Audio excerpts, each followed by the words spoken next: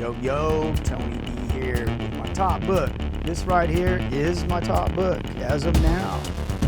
So, issue 10. This is the final arc in this noir horror detective series with an intensity that's more of a psychological thriller than a superhero slugfest. The whole series has been in that vein. And Dan Waters and Hayden Sherman, they continue, their excavation of Gotham psyche. Gotham is very much a character in this book. And you'll see as we go through, and it's just weaving together the threads from previous cases into this chilling new mystery that is centered around fire, trauma, and a masked killer. So we open, and I was shocked to see this. So you have a symbol from each of the previous cases. Wow. The paneling here is just, Williams just brings it in this book.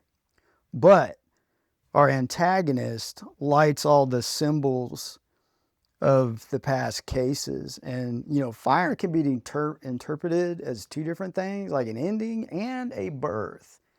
And I believe that this villain is looking at it like a cleansing of Gotham for a re-imaging.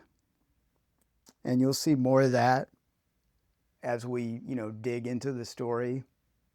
His panels are just daring and immersive. And, a lot of these, they mimic what's going on, like, mimicking the fire, as you can see there. It's really good. And this unsuspecting couple, I do love how they introduce the bat signal there as this is going on.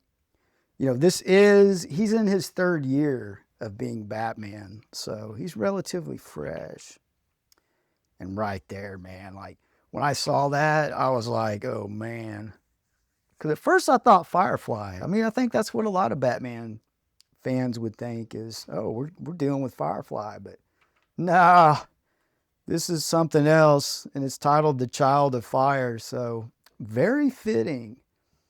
That China doll mask, it really evokes fragility, anonymity, childhood trauma.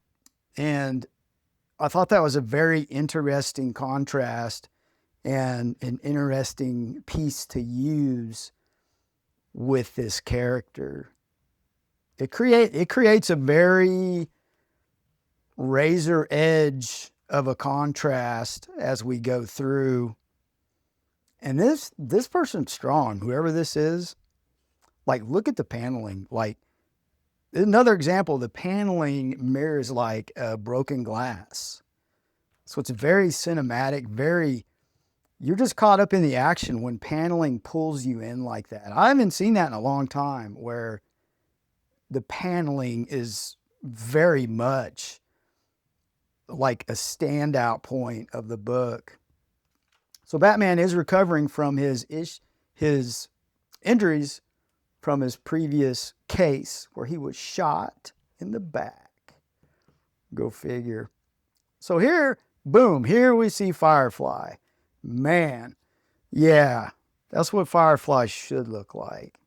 So you get an up and close. I love how they did it. You got to throw 13 in there. Just a little detail. They add up. It's kind of funny how the nameplate, if that's a nameplate, how it's blank. That may play into something. We'll see. I'll keep my eye on it. And Firefly is, he's traumatized himself, and just to be disfigured like that is just, it's horrific. So Gordon is talking with him. So since Firefly is locked up, he can't be, through deduction, he can't be the one out there doing this. And we get into more of, the narration is pretty important here with Firefly. So they're talking about how he can't process long-term consequences. and he needs instant gratification, you know. And so he knows that the commissioner is desperate, or he's turning to him for help. And he even mentions that it's not really a person that he's tracking, it's an inevitability. And he's talking about Gotham. And there's impurities where that need to be burned out. And we've seen in previous issues where there's a relationship of Batman being paralleled as a virus, and there's a fever and it's burning up. So the theme of fire is like, and heat has been introduced very early into this series, where it all connects. So he even gets into his the coroner. He got information from a newspaper writer, more information on the coroner, and we do see where there's absolutely more to his story than what we thought, and we all knew that, really. He's on hallucinogenics, and it's like the bodies are begging him for help, how he was perceiving what he was going through. So there's definitely trauma, with that line of work. And you put hallucinogenics, you put all that together, and it's even important, the hallucinogenics, because you get into a lot of stuff where, okay, is this really happening? Is this a dream? Is it, you kind of get the picture that everything is done with intention, even if it's small, mentioning that the coroner's on hallucinogenics. So you see this is at the coroner's office, which, okay, hallucinogenics, did he somehow get a whiff of it? But Gordon's trying to get out, and there we see Dollface. Yeah, that mask is so creepy. The fragility it portrays, but this person is not fragile. I would say their psyche is, for sure. Gosh, they do such a great job with this ghostly, all these issues. I've always thought, is there some kind of metaphysical element going on? It's the artwork. It's done so well, and to that point where it's just like that. Is this really happening? What a great shot. Here's more of the paneling that I talk about, where it's just a standout, where you have the paneling matching the motion of what the gun's doing.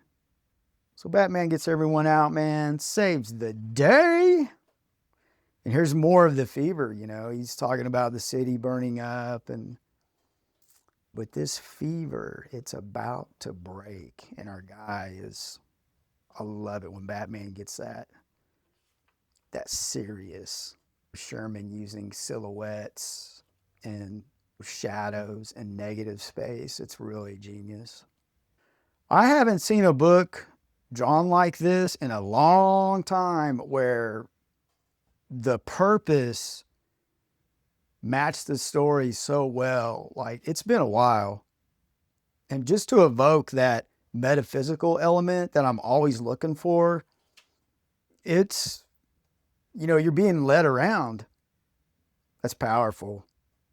So our guy here has the doctor. I say guy. Is it a guy? So he's talking about other fires that have happened. Two great fires of Gotham. One happened in the 18th century during the Revolutionary War, and the second during the 19th century, where actually a fifth of the city was burnt down. So he's making a point that rebuilding Gotham this is what happens. And from those actions, the birth is what we have today. And he's talking about the third great fire, it's beginning now. Oh yeah, boom. We do know who the China doll is, and it's the newsman. Oh, it's totally, I totally forgot about that since I read this. Yeah. Oh, such a great reveal. I'm glad that they revealed who it was this early. I didn't need to be in the dark for this to work, if that makes sense. But this is really, it's very symbolic, you know, the torching of Batman's past, and it, you know, the stakes feel higher than ever, you know, and this is just his third year in. The haunting visuals, like, bring it all out. And even with minimal action, the tension is always there in this book. So I love it, man. That's why it's tops. The issue, it's a slow burn, no pun intended, but it's deliberate. It's less about punches and more about psychological unraveling. You know, and the villain remains enigmatic, but the groundwork has been laid for a potential explosive finale. With Sherman's boundary pushing visuals and Waters' layered writing, you know, Patterns 10, it's a compelling chapter in one of the most artistically ambitious Batman runs. And when I say ambitious, it's up there.